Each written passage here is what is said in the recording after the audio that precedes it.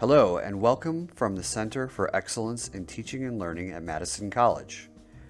This video will provide a high-level overview of the content collection feature in Blackboard Learn. This feature went live in the Learning Management System in the late spring of 2018. Depending on your version of the presentation, some moving images and text are clickable.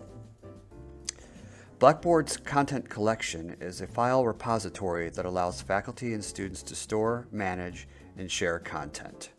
Let's get started. To access the content collection, begin by logging into Blackboard. On the main landing page for Blackboard, you will find a link to the content collection in the upper right-hand corner of the navigation menu. The content collection is an area where you can store content for multiple courses you are teaching, share content across courses and with other instructors, and you can access or upload course content files. Each is a little bit different, so we'll look at both in this tutorial. Simply click on the content collection link to access the content collection. This is the landing page to the content collection area. You'll notice the menu on the left-hand side has a number of choices. In this tutorial, we'll simply be looking at your first two choices, My Content and Course Content. The My Content and Course Content areas are similar but very different. These are both file repositories where you can upload files and documents. However, the Course Content folder will contain those files and pieces of information that you've built on the front end of Blackboard, whereas the My Content area represents the files that you have uploaded to this area and that you may wish to share with students or use in other courses or share with other instructors. Think of it this way. The My Content area is a file storage repository, whereas the course content area stores those course files that are being used to build the front end of your actual course you are teaching. Let's take a look at the My Content area of your content collection. As noted, this is an area where you can store files related to your course or anything for that matter.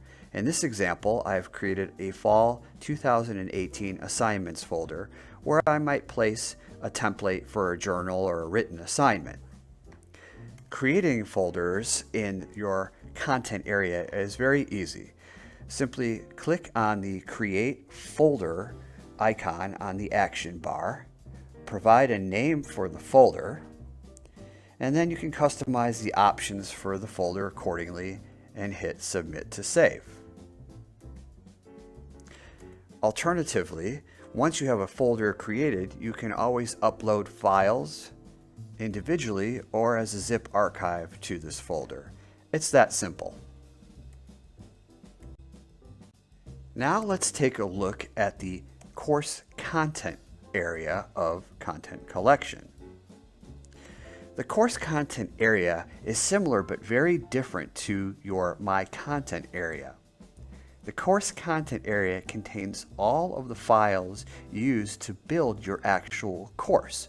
So when you as the instructor or your students log into Blackboard, all of the content you see on the front end of your course is actually hosted here. You can easily add files to this area in the same manner that you did to the My Content area, but there are a few things you should be aware of. Because these files are the actual build of your course, it's important to recognize the difference between this folder and the other folder. If you were to delete files in this folder, it will also delete that content on the front end of your course that your students are seeing. So this is very important because you should not be deleting content in this area unless you're absolutely certain that it's safe to remove that content.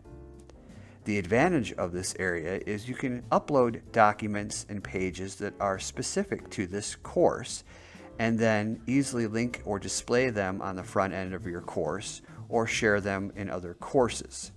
To that end, this folder is often used for more specific content that is applicable to this course. Again, be very cautious about deleting files in this area as it may affect the look of the front end of your course. I hope this presentation provided a high-level overview of the content collection feature in Blackboard.